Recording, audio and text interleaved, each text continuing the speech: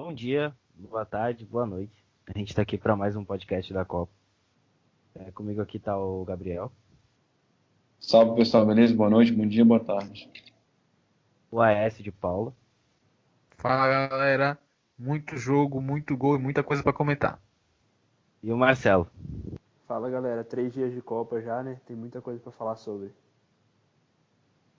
Então, já que tem muita coisa para falar sobre, vamos começar aqui com a Copa em si. Qual foi o melhor jogo que vocês viram na Copa até agora? Teve um Rússia 5-0, um jogo maluco entre Espanha e Portugal, enfim. Eu acho que levando pro lado técnico, pro lado bonito da coisa, eu acho que Portugal e Espanha, para mim, foi o melhor jogo desse início de Copa. Eu Não tô, só por. Vai. eu tô com o Gabriel, também acho que Espanha e Portugal foi, acho que de longe o melhor jogo, por nível técnico, pelas reviravoltas, acho que foi o melhor jogo da Copa até aqui. Portugal e Espanha foi jogaço, 3-3, não tem como negar, mas vou, vou questionar um pouquinho aí, vou fazer um pouquinho diferente, porque eu gostei muito de Argentina e Islândia, velho. Gostei muito. Mesmo que tecnicamente não tenha sido um jogo bom, tecnicamente não foi bom, mas eu acho que foi o jogo que me fez entrar num clima de Copa de uma maneira mais presente, assim, porque tinha todos os elementos ali. Você tinha duas torcidas sensacionais, você tinha uma gritaria, você tinha jogadores com muita vontade. Se faltou técnica para a Argentina, sobrava raça. O time da Islândia era sensacional no sentido de também ter essa vontade. Então foi um jogo que me chamou assim pra Copa. Eu falei, nossa, agora é Copa, agora eu tô sentindo um clima de Copa bem legal. Foi um jogo que me fez perder o fôlego assim no finalzinho. Foi bem massa. Vou concordar com o que a maioria disse. Eu gostei muito de Espanha e Portugal mesmo. Foi um jogo muito legal. Acho que principalmente pelo show que o Cristiano Ronaldo deu. Mas o meu jogo favorito da Copa até agora foi França e Austrália 2-1. Não foi nem pelo que a França apresentou, mas foi mais pelo jogo coletivo da Austrália. E eu também gostei muito do final, quando o capitão da Austrália chamou todo mundo ali no centro do campo e começou.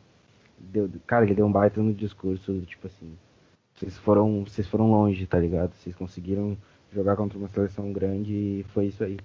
E por pouco eles não arrancaram empate, né? Então acho que foi meu jogo favorito até agora. Vocês falaram de Espanha e Portugal. Eu comentei do Cristiano Ronaldo e o Messi já jogou. Vocês acham que o Cristiano Ronaldo ele foi muito bem? Isso eu tenho que admitir, mas ele tá muito na frente do Messi nesse início de Copa, ou tem meio que um equilíbrio? No quesito resultado, ele tá muito na frente, sim, cara. Ele teve, acho que foram 4 chutes ao gol, ele converteu 3, independente de falha de goleiro ou não, entendeu? E Mas o Messi perdeu um pênalti, a Argentina empatou 1-1. Para a gente que fez o podcast, que estudou as seleções, que acompanha, viu que não é uma zebra daquelas, que a Islândia realmente vem para fazer um jogo duro. Mas para a Argentina é uma zebra, né, cara? A Argentina tem 2 Copas do Mundo, tem um quadrado mágico excelente, excelentes jogadores, mas que ficou no empate. Mas o Messi ele buscou muito a partida, buscou muito. Finalizou de fora da área, tentou infiltrar, esbarrou no goleiro, chutou uma para fora, raspando a trave. Ele buscou, mas o Ronaldo com certeza ele fez uma estreia muito melhor, né? Fez o hat-trick lá e conseguiu também um pontinho contra a favorita Espanha do Aécio. Não, deixa eu só me defender aqui.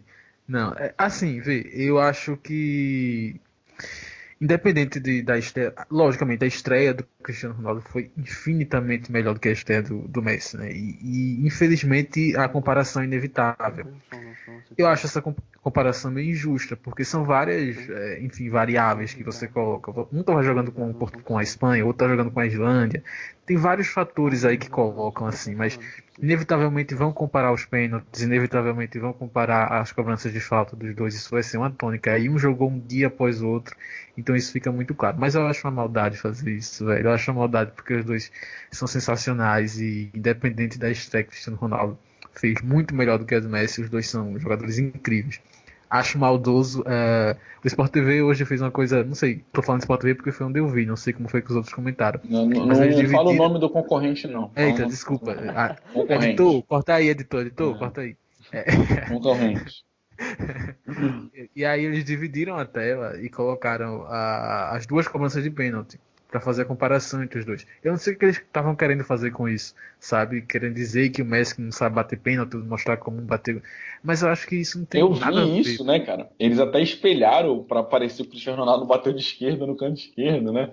Para mostrar no Não mesmo é? lado do Messi. É uma comparação muito boba, cara. Muito boba, mas é para dar ibope, eu acho, sei lá. Pois é, até porque é muito o que fã gosta de saber, né? Inevitavelmente os fãs ficam loucos com isso e tal. Mas, enfim, Cristiano Ronaldo muito melhor do que o Messi na estreia.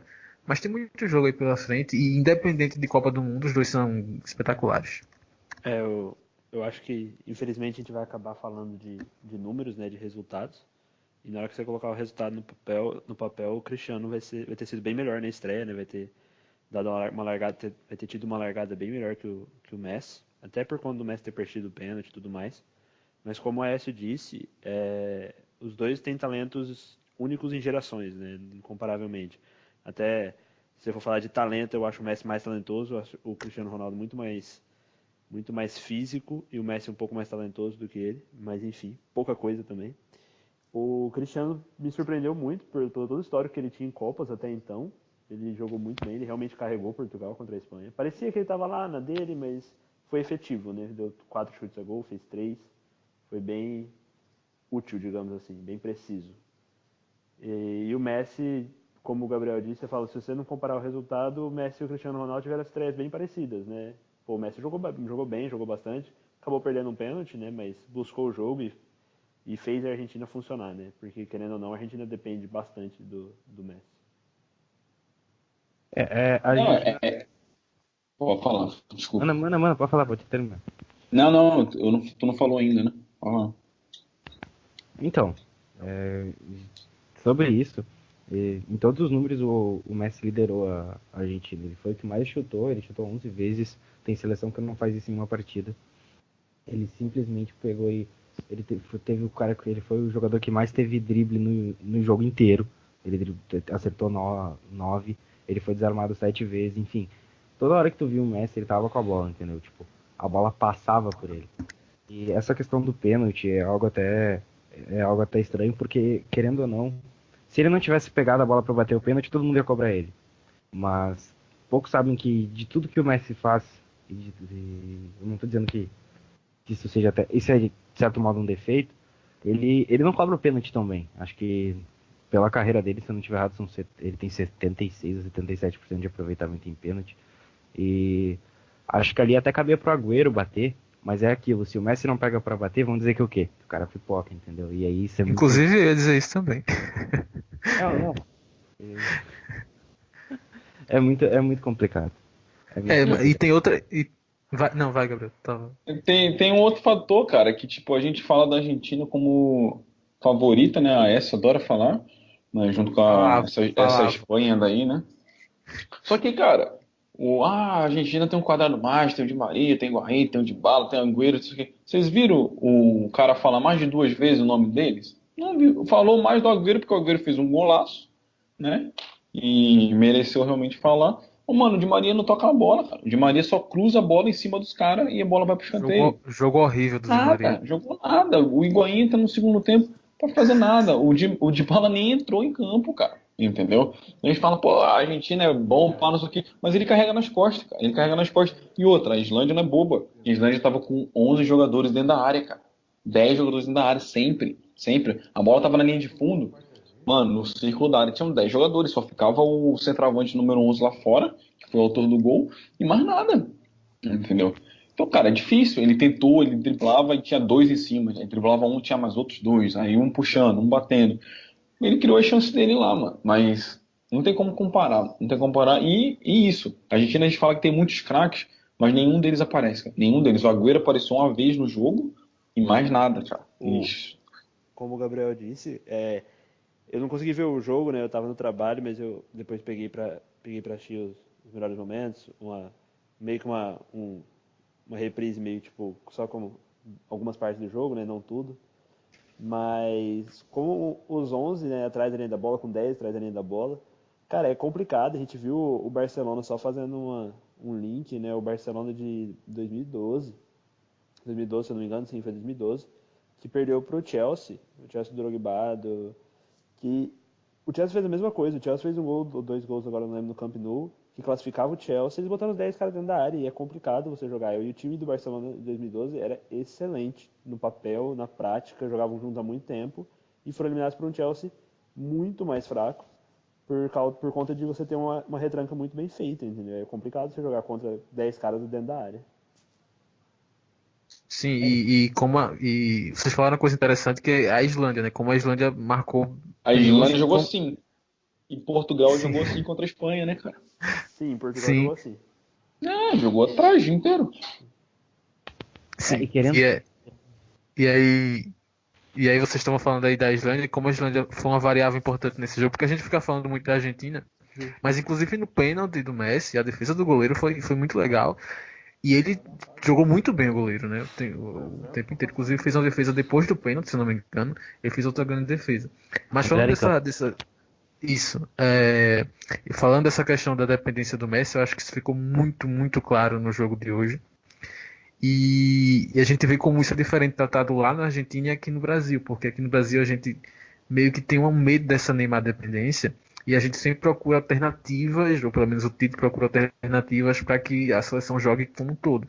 E nas coletivas da Argentina a gente não vê isso, a gente vê o São Paulo dizendo, não, a gente tem que jogar pro Messi, o Messi é a nossa salvação, a gente tem o Messi. Então ele cria isso, ele cria essa necessidade de ser o cara que vai pegar a bola para bater o pênalti, tem que ser ele tem que se culpar, inclusive ele se culpou depois do jogo, né, dizendo eu não fui suficiente, uma coisa nesse sentido. E aí fica tudo em cima dele, a seleção da Argentina joga tudo para cima dele, a torcida da Argentina espera só dele, e aí fica numa situação muito complicada. E talvez ele não seja, acho que hoje ficou provado que ele talvez não seja tão suficiente assim para levar a Argentina hoje.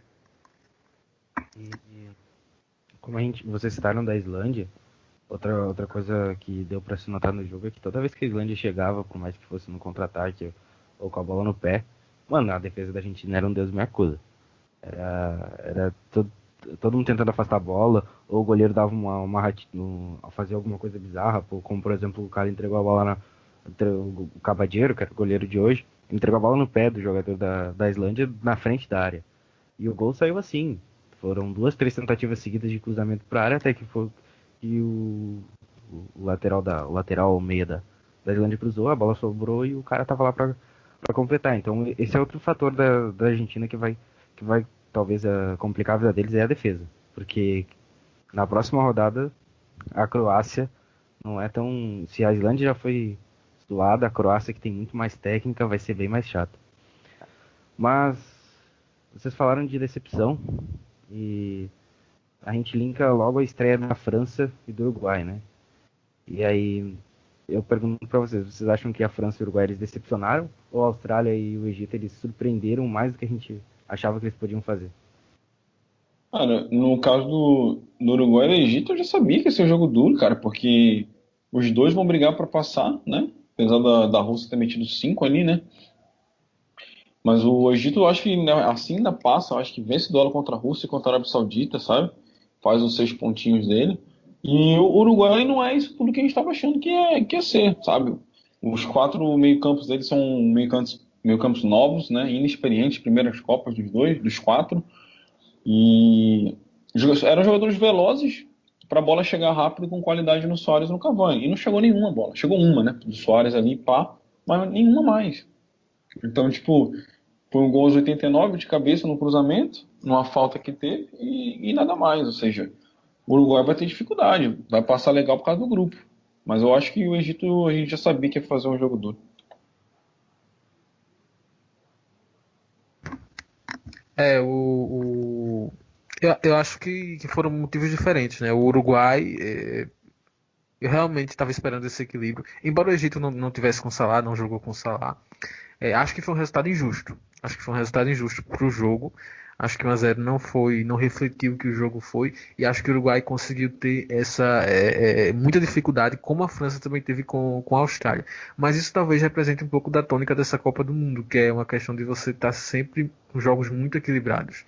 Em 8 jogos, e é bom a gente dizer para os nossos ouvintes que a gente tá gravando isso dia 16 de junho, então a gente não viu o jogo da Alemanha, a gente não viu o jogo do Brasil ainda, então desconsiderem esses jogos, a gente só viu os 3 primeiros dias. Eu acho, a gente só teve 2 jogos com diferença de mais de um gol, que foi o jogo da Rússia e o jogo agora da Croácia, que foi 2-0. E mesmo assim, a Croácia não foi tão superior assim à Nigéria. Então, tem um equilíbrio muito forte. No caso do Uruguai, chegaram 3 bolas ali para o Soares e ele não conseguiu colocar nenhuma para dentro, né? Inclusive depois se desculpou. E no caso da França, ela conseguiu encontrar ela encontrou muita dificuldade com a Austrália, que me surpreendeu, embora o Guto tenha falado tanto dessa Austrália, dele, Austrália, Austrália, Austrália. Foi uma história que me surpreendeu. Foi uma história que me surpreendeu mesmo, né? Foi uma história que me surpreendeu. E uma França que provou ser um time muito instável, né? Mas eu acho que é isso. Eu acho que a tônica da Copa do Mundo são jogos completamente equilibrados. E como é chato jogar com um time que joga muito defensivamente. Acho que a Argentina sofreu muito, a França sofreu muito, o Uruguai sofreu muito. E a gente pensava que isso era só o problema do Brasil, mas parece que é um problema para ir para as seleções que gostam de propor o jogo, como a gente gosta de falar. Como vocês disseram, o Uruguai e o Egito vão. Eu ainda acho que os dois vão passar numa boa. Numa boa talvez nem tanto, mas vão passar. Apesar da Rússia ter feito 5 gols, não vai dar Uruguai em primeiro e Egito em segundo ainda. Mas, mesmo estando sem o Salah, eu acho que foi um jogo, já era esperado que fosse um jogo duro, né, Uruguai e Egito. Quanto à França e a Austrália, eu tô com a S, eu não botava muita fé, assim como o Guto falava, mas eu não botava muita fé na Austrália e eu acho que o conjunto da Austrália surpreendeu bastante, né, eu gostei bastante do que eu vi da Austrália.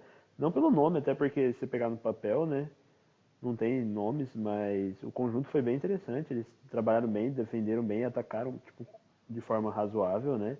E deram mais trabalho. Acho que todo mundo esperava que eles acho que todo mundo esperava que eles dariam menos trabalho para a França do que eles realmente deram. E vale lembrar que a França ganhou num jogo, né, apertado, numa bola que poderia muito bem não ter entrado no gol do Pogba, né? Que foi por centímetros, né? Mas foi algo que me surpreendeu a Austrália. Sobre a França, como o Aécio disse, eles são bem estáveis e eu disse isso na análise do grupo da França. A França, por ser um time jovem, né, você pega o Griezmann, que já tem até uma carreira, mas é jovem, e os jogadores jovens têm isso por tendência, né? Você ser um pouco instável. O Mbappé, por exemplo, não é tão instável, faz lá um gol de média no PSG, joga bem, beleza. Só que o cara treina com o time do PSG todo dia. Agora você vai botar vários jogadores novos, que a França tem um time novo, numa seleção que se junta de quanto em quanto tempo. Então eu acho que o fato da França ser inconstante é algo esperado e até um tanto quanto normal. Só tem que ver o quanto que essa inconstância vai afetar eles num jogo, principalmente contra seleções favoritas. Vou passar. Peraí,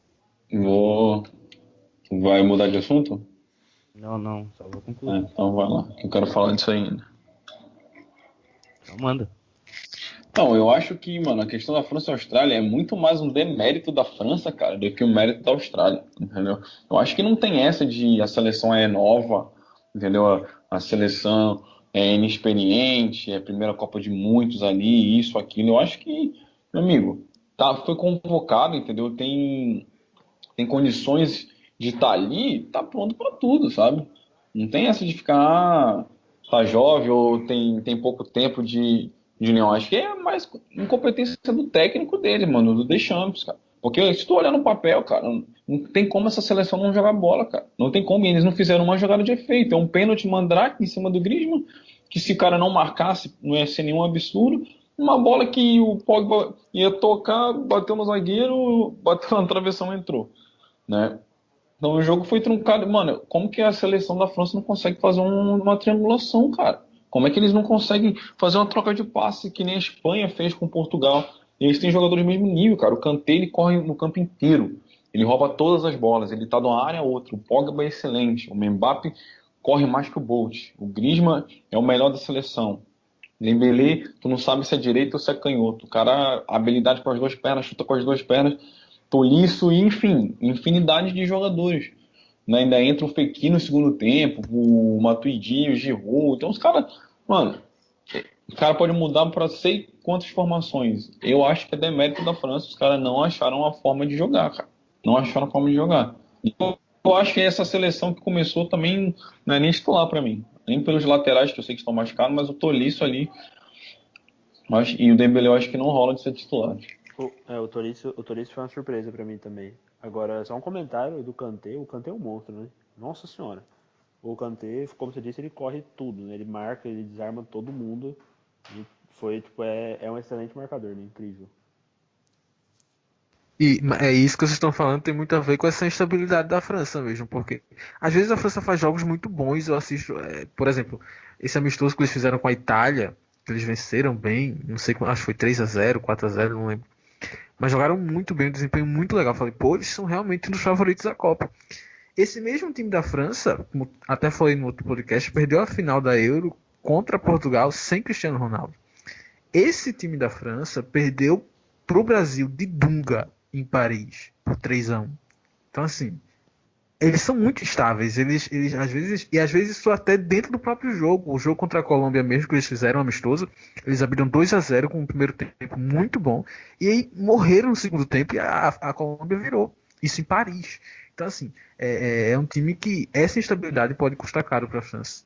É o grande defeito da França, para mim, nessa Copa do Mundo. Tu falou de instabilidade, essa seleção francesa empatou com a seleção de Luxemburgo, que não conseguiu o resultado contra uma seleção grande, eu não sei há quanto tempo, em 0-0. Simplesmente ela não conseguiu furar o que a seleção de Luxemburgo tinha em campo. E é até bizarro porque a seleção de Luxemburgo, ela não. Enfim, se tu conhecer algum Sim, jogador de Luxemburgo, tu me fala. Porque, né? e o que é inadmissível, muito por isso que o Gabriel falou, né? Uma seleção com os nomes que tem, né? Que para mim individualmente é uma das melhores da Copa, se não a melhor individualmente aí, dos nomes. Por que não joga? Vocês acham que é o técnico que é ruim? Ou vocês acham que é Então, alguma outra situação? eu boto uma parcela, tipo assim, de metade no técnico, Eu sabe? também. E outra metade é, no caso, a Austrália ela também se defendeu muito bem, né? 11 atrás o tempo inteiro, né? Assim como a Islândia, assim como os três adversários do Brasil na fase de grupo. O Brasil também vai ter dificuldade, galera. Amanhã a gente vai ver, vai ter dificuldade. A não ser. Só que o que acontece?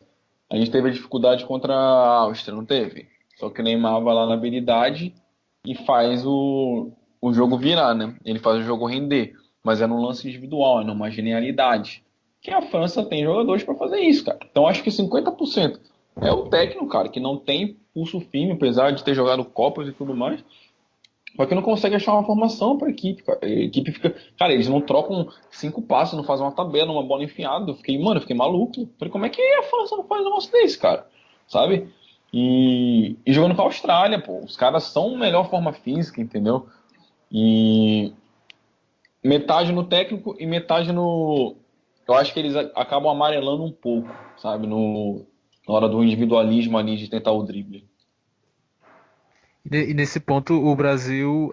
Eu fico elogiando o Tite aqui. Eu gosto muito do Tite, eu gosto muito da comissão técnica do Brasil. A gente passa uma segurança muito boa, assim. Eu tenho críticas, óbvio, mas eu tenho muito mais elogios a ele. Porque nesse ponto o Brasil sai um pouco na frente, porque os amistosos que o Brasil escolheu para antes da Copa foram muito bem escolhidos. Nesse sentido, né? Você jogar contra a Croácia, você jogar contra a Áustria, que são times que iam te exigir você furar aquele bloqueio, que iriam te exigir fazer experimentos, testar formações, foi uma escolha muito boa. Ao contrário de outras seleções aí que quiseram jogar com Israel, né? Eu não vou dizer quais seleções aí quiseram jogar com Israel, com Luxemburgo, sabe? Que é mais para fazer uma festa e para você iludir a torcida, às vezes para ajudar a Copa do Mundo. Que é alfinetado, hein? Eu, Foi mal, Guto, rapidão. É porque vocês falaram, Uruguai. Acho que foi nessa ordem até, não lembro se foi o Gabriel ou o AS. O Uruguai sofreu, a França sofreu, né? E a Argentina sofreu com o fato de defender da seleção adversária, né? Tá na retranca, tá com os 10 atrás da linha da bola. Só um jogador um pouco mais adiantado. Eu ia até completar quando falaram isso, mas eu acabei deixando passar. Eu ia falar, e o Brasil também, né? O Brasil vai pegar a mesma coisa amanhã, a Suíça vai se defender. Eu acho que pela maior parte do jogo, tipo, com certeza, tipo, se o gol não sair cedo, eu acho que é perigoso, porque pode bater um desespero de estreia, né? E do gol não ir saindo. Eu acho que eu concordo com tudo que vocês falaram. Eu só tenho que fazer uma ressalva aqui. Quando eu comentei sobre a seleção australiana, eu não esperava que eles fossem jogar tão bem assim. Eu me surpreendi principalmente com o jogo coletivo deles. E quando eu vi eles jogando, tipo, eles trocaram passes decentemente, eles foram bem, entende? Tudo bem. A seleção da Austrália não tem metade do poderio técnico que tem a seleção francesa. E, cara, eu acho que se aquela seleção francesa não começar a trocar passe, não começar a tentar envolver o adversário, tentar fazer triangulação, não vai funcionar. Porque, por mais que tu tenha talento individual, a gente viu hoje que só talento individual não resolve, porque, né, o Messi não conseguiu resolver a parada pra Argentina. Então, Mais ou menos, né? Porque assim, o Messi não conseguiu hoje, o Cristiano Ronaldo conseguiu ontem. Então fica assim, fica meio numa linha Mas eu tênue, acho né? que o caso da Argentina é diferente do da França, entendeu? Eu não, acho que a sim, Argentina Sim, buscou sim. muito mais, tentou, bateu, sabe, assim, o Messi, lógico, do eu que a sei, não, França. A França, eu acho que ele não bateu em nada na Austrália. Ele não ameaçou, tipo, não teve jogadas, sabe, tipo, pum. mas se tu Tipo, olhar, tu olha a posse de bola da Argentina. A Argentina terminou com 79% contra 21% da Islândia. Aí tu olha da França e da Austrália, 55-45, cara. Entendeu? É, Eles não dominaram. Eles não dominaram o jogo que nem a Argentina dominou. o que o Gabriel falou, né? Por exemplo, também acho que você conta em uma mão só, nos dedos, você conta quantas chances de gol a França teve. Né? Porque, como o Gabriel disse, não É foi um pênalti, mano, foi um pênalti que, se o árbitro não desse, não tivesse ido pro árbitro de vídeo também, normal. normal. Um gol cagado do Pogba, que ele não quis fazer aquilo. Então, tipo, não tem chance de gol, cara. Não tem. Tem um chute cruzado, perigoso do lateral esquerdo no primeiro tempo, mas o que mais que eles É tiveram de só chance? isso. Não tem melhores momentos, cara. Não tem nada. Não tem mais ou menos. Engraçado, engraçado que se esse jogo da França fosse na Copa de 2010, quando não tinha nem árbitro de vídeo, nem a tecnologia da linha da bola, a França teria perdido o jogo, né? Eu acho, Era porque 1-0 Austrália. era 1-0 Austrália. era uma... Ou até dois, porque o Tolisso quase fez um gol contra no início da partida. E, e sobre o Uruguai e Egito, acho que é isso mesmo. Não tem muito o que falar. Eu só acho que o técnico do Egito, o argentino lá, pecou em não ter colocado o Salah. Ele podia muito bem ter ganho o jogo do Uruguai no final, porque uma jogada individual do Salah, eu acho que ele conseguia fazer alguma coisa a mais. Enfim, eles marcaram muito bem a seleção do Egito, do Uruguai, e pecaram nisso. Acho que podia ter colocado o Salah. Não sei como é que ele estava em questão de forma física, sei que não estava 100%, mas podia mudar alguma coisa. Então, eu acho que agora ele deve jogar na próxima rodada já como titular. E, a seleção da Austrália tá aí, né? O Peru também perdeu, né, num jogo bem maluco. E vamos aguardar. Eu não duvido que a Austrália tente alguma coisa, mas é complicado, como eu disse. Eu acho que faça Dinamarca em primeiro e França em segundo. E continuando aqui. É um brincante, né? Cara, Eu não eu sou botar a Dinamarca em primeiro é aposta, hein? Cara, a Dinamarca ganhou por sorte, cara, contra o Peru. Não, O Peru saiu por jogou sorte. O muito Peru jogou melhor. mais, cara. O O Peru Peru jogou jogou muito melhor. mais, mano. O Muito Peru perdeu mais. muito gol. O Peru perdeu muito gol. Perdeu muito gol, perdeu pênalti, perdeu gol na cara. Sim, a Dinamarca ganhou o confronto, mas.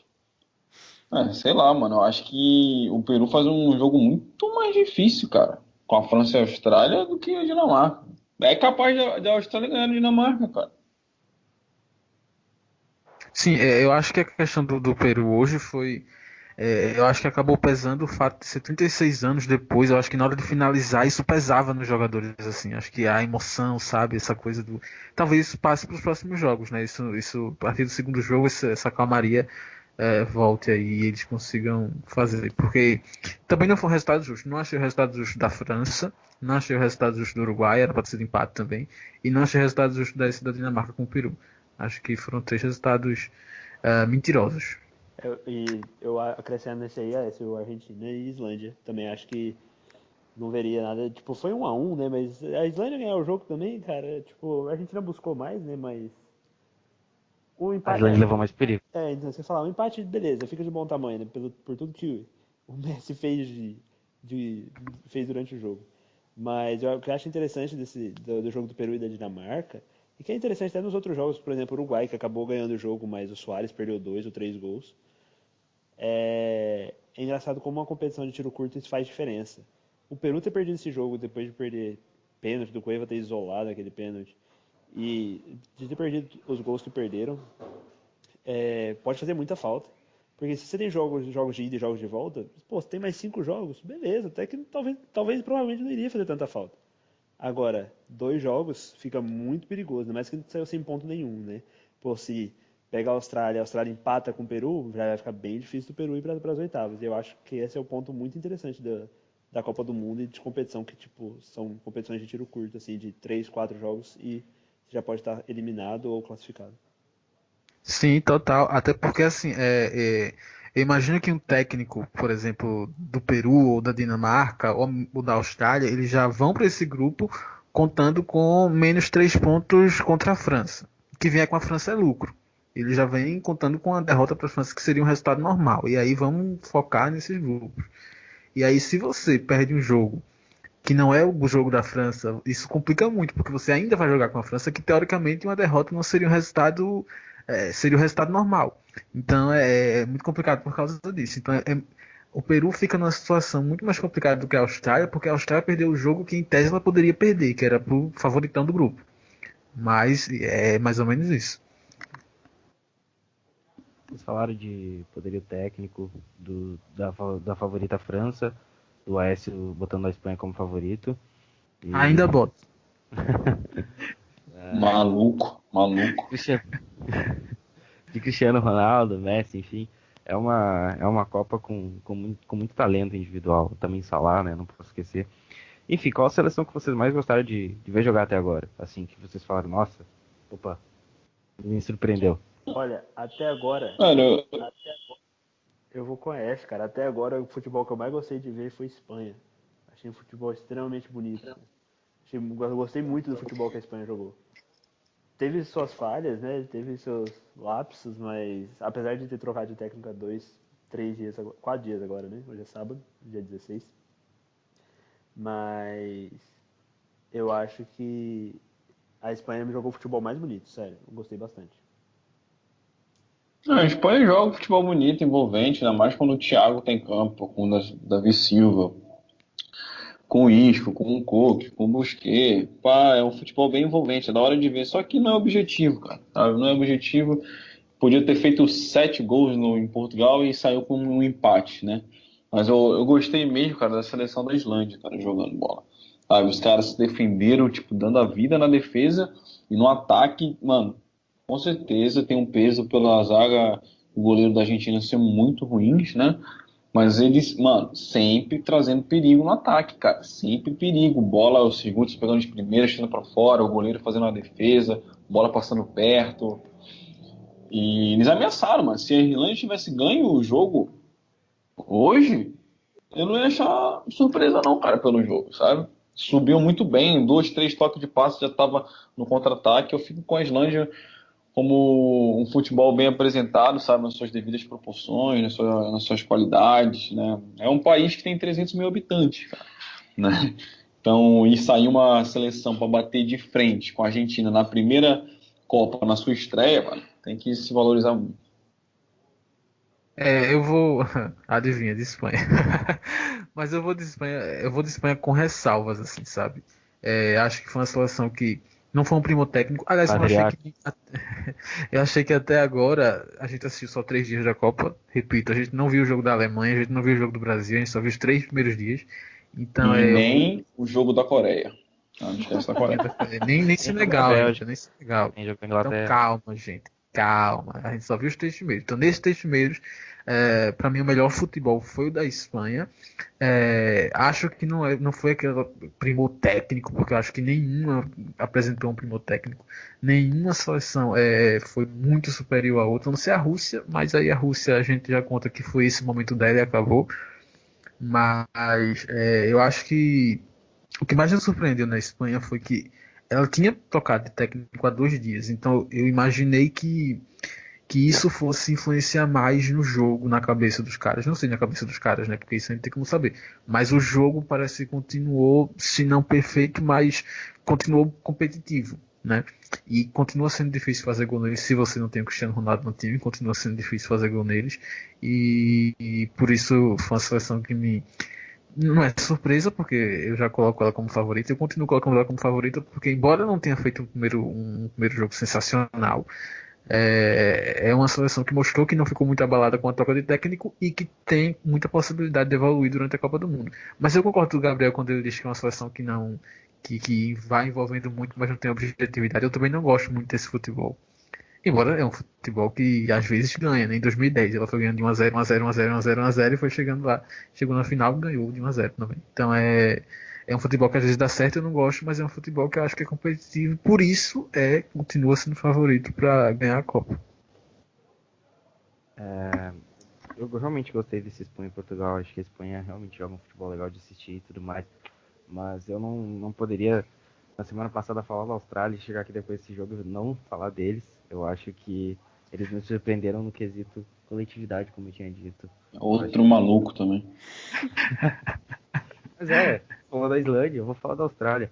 É uma seleção que, se tu colocar no papel, até nos talentos individuais, a seleção da Austrália não tem o Sigurdsson, que joga no futebol inglês, que é um cara que também pode definir na bola parada e tudo mais. É uma seleção que depende muito do coletivo. E isso a gente viu que funcionou, de certa forma, contra a França. Eu acho que ela talvez possa surpreender, e espero que surpreenda, porque daí eu vou ficar muito mais feliz.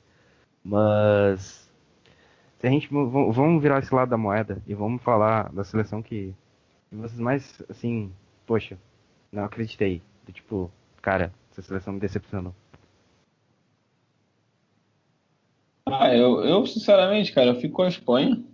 Eu fico com a Espanha. Eu acho que decepcionou bastante a França, cara, por serem campeões mundiais e tudo mais.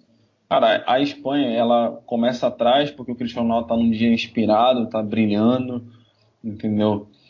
Tá, o jogo tá 2-2 com um golaço do Diego Costa e depois o outro, tipo, oportunista mesmo, tá no lugar certo, na hora certa, vai lá, empata e a Espanha vira, cara. A Espanha faz 3-2 e toma conta do jogo, cara. Toma conta do jogo. O Portugal não toca na bola. Portugal não toca na bola, sabe? Tinha tudo, mano. A Espanha acabou com 68% de posse contra 32% de Portugal. Parece que é time grande contra time pequeno, cara. Mas não é assim. Mas a Espanha, ela envolve demais, mano. Tem um espaço, como eu falei, aqueles 4 lá do meio campo que o Nietzsche já tinha saído. E pode até incluir o Coque aí, né? Eles são excelentes, cara. Eles são excelentes. O toque de bola, o domínio, a visão de jogo. Mano, eles seriam camisa 10 em qualquer time do mundo. Só que esse cara não tem objetividade. Quando o Diego Costa saiu, né? Tava 3-2, cara. Ele deixou 3-2, ele marcou o dele e saiu o segundo. E para, mano, a Espanha não cria mais. Ela fica tocando bola e fica tocando. E eu acho que, pra mim, foi que decepcionou. Decepcionou mesmo. Só a S que é maluco de botar como favorito a seleção dessa. Entendeu? E ainda mais o De Gea, que pra mim é o melhor goleiro do mundo, falhar 2 vezes, sabe? Falhar do jeito que ele falhou no gol de esquerda do Cristiano. E na cobrança de falta, cara, tu olha, ele tá do lado da trave, cara. Era só o Ronaldo passar na barreira, era gol. Não precisava nem ir no ângulo. Ele não ia chegar, ele tá muito longe da outra trave. Então, o goleiro do alto nível dele, cara, não pode acontecer essas coisas, não. Eu vou. Eu vou. A seleção peruana foi que me decepcionou, mas assim. Eu sei, ela jogou bem, ela foi pra Tá de cima, ela. sacanagem. Sério, mas eu vou explicar porque ela me decepcionou assim. Eu achei. Não só pela seleção, achei o conjunto da obra. Eu achei primeiro que o Guerreiro deveria ter começado. Não sei qual é a situação física dele, não sei qual é o ritmo de jogo dele, mas, enfim, o Gareca poderia ter colocado ele em alguns amistosos, poderia ter dado rodagem a ele nos treinamentos, porque é Copa do Mundo, velho, sabe? Não tem tempinho pra, vamos deixar. No caso do Salah é diferente, né? O cara tá se recuperando da contusão. Então acho que foi muito perigoso o que o Gareca fez. Eu acho que ele subestimou muito. Ele começou subestimando a Dinamarca, porque a partir do momento que ele não coloca o Guerreiro, a principal peça do time, ele começa subestimando a Dinamarca. Eu acho que a seleção peruana deu também uma subestimada na Dinamarca, embora tenha jogado bem. Ela não conseguiu finalizar. Na hora de finalizar, ela tinha sempre aquele peso pelo menos eu tive essa impressão, aquele peso de tá no estreia, de você querer fazer o primeiro gol do Peru nessa volta às Copas do Mundo. Eu senti muito isso da seleção peruana. E eu tava botando muita fé nessa seleção peruana que ela iria passar em segundo ou até em primeiro desse grupo. Eu achei que, por exemplo, eu tava botando muita fé nesse jogo do Peru com a França. Que eles poderiam assustar a França e fazer uma coisa diferente. Tá, ainda podem, mas esse jogo, pelo resultado, ele já deixa aí o Peru uma situação muito complicada. Eu acho que, por exemplo, a Austrália tem mais chance agora de passar para a segunda fase do que a seleção peruana. Então me decepcionou, o Gareca me decepcionou, os jogadores eu acho que entraram subestimando a Dinamarca e deu no que deu. Foi uma derrota. Acho que pode ser inexperiência, obviamente nenhum desses jogadores nunca jogaram a Copa do Mundo, porque a seleção peruana está há 36 anos sem jogar a Copa do Mundo. E aí isso acabou pesando. Acho que a inexperiência foi maior. Tinha muito peruano no estádio. Parecia que o jogo estava sendo em Lima. Eles poderiam ter aproveitado isso. Eles poderiam ter feito. A Dinamarca não é a Dinamáquina daquela época. Você poderia ter feito. Eu acho que pra mim foi uma decepção. Eu acho que eu teria apostado num resultado bem largo aí para a seleção peruana, pelos amistosos que vinha fazendo, como eles vinham sendo objetivos e como isso não aconteceu nessa estreia, que pode ter decretado a eliminação do Peru na primeira fase. Eu fico na dúvida, né, pelo Peru ter perdido vários gols, mas tipo, não, como o Alessio disse, não ter aproveitado bem o jogo que fez, mesmo sem o Guerreiro, mesmo com o fato do Guerreiro não ter começado. Mas eu acho que a maior decepção foi a França. Pelo que o Gabriel disse, né, pelo que o Gabriel disse antes, pela falta de futebol. A França ganhou o jogo, mas contra uma equipe no papel muito mais fraca, mas que foi muito bem de conjunto na Austrália. Mas, tipo, podia ter empatado, podia ter perdido o jogo e não fez. A França não mostrou futebol, né? Não teve 2 gols de sorte e só. Então a França, pelo futebol que a gente esperava, na hora que você botar posição a posição, pode ter, se não tiver a melhor, uma das melhores seleções do mundo, posição a posição, me decepcionou bastante o futebol da seleção francesa.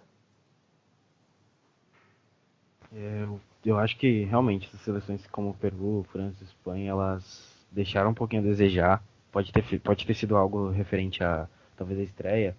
Não sei. O Peru, por exemplo, ele foi bem durante o jogo e se perdeu porque não conseguiu concluir quando teve a oportunidade. O Cueva não fez gol, enfim. Mas eu vou citar outra seleção aqui que eu acho que se alguém viu o jogo, eu vou ficar muito impressionado, que é a seleção marroquina. Eu achei que eles ficaram devendo demais. Porque se tu olhar no papel assim, Benatia, Zayed, Harit, Casari, são jogadores, tem o Belhanda também.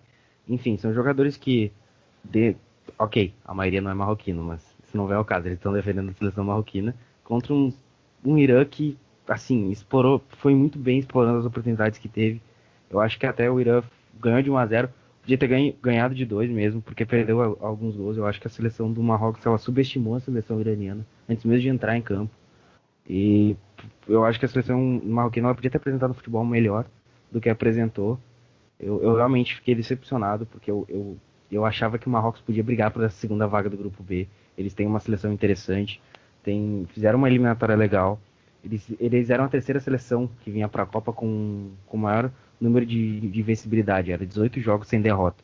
Chega numa estreia contra uma seleção que tecnicamente é mais fraca que eles e não conseguem jogar bem. Tudo bem, pode ter sido pelo simples fato de não ter, enfim, ser estreia, a galera não ter disputado uma Copa do Mundo. O Marrocos fazia tempo também que não disputava uma Copa, mas eu acho que Marrocos eles ficou devendo, ficou faltando alguma coisa.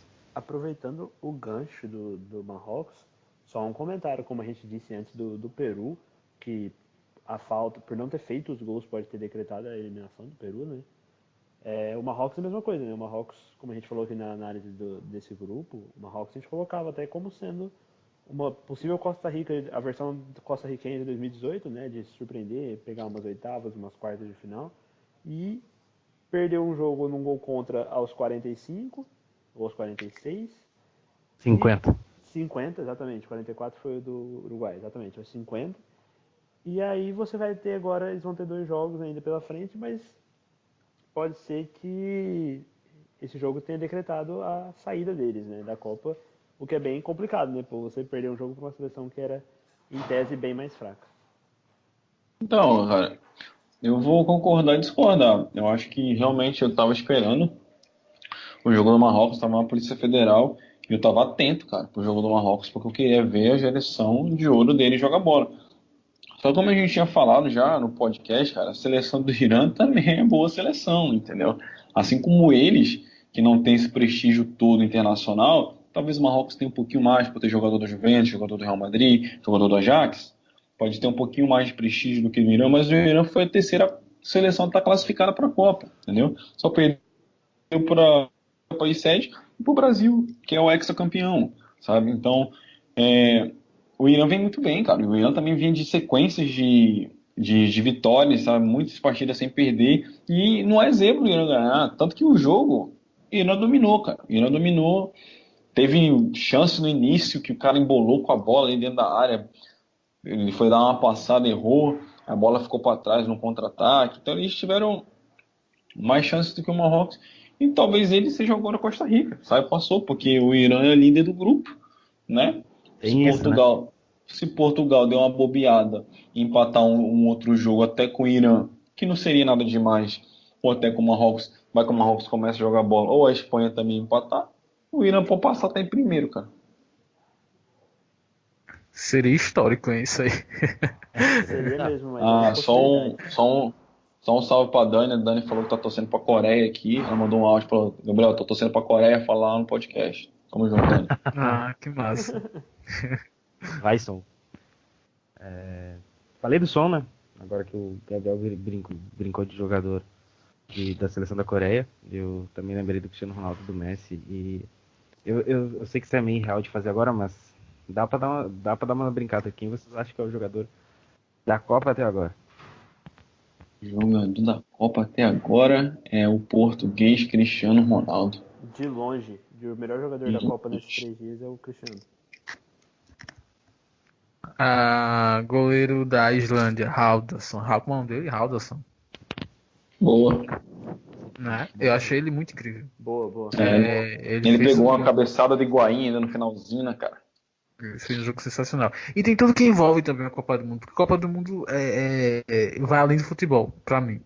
E quando você vê a história do cara, o cara é cineasta, sabe? Sabe? É muito louco isso. Ele Bacana. defende um pênalti do Messi, velho. Vai fazer um filme, A né? Vai alegria fazer um dele. filme sobre isso, um documentário. Pois é, velho. Isso dá Era sobre a Islândia. aqueles filmes americanos. Aqueles filmes norte-americanos que o cara é bem fraquinho e ganha do bonzão no final, sabe? Nesse estilo. Realmente massa. Eu vou com vocês, acho que o Cristiano Ronaldo, 3 gols num jogo só.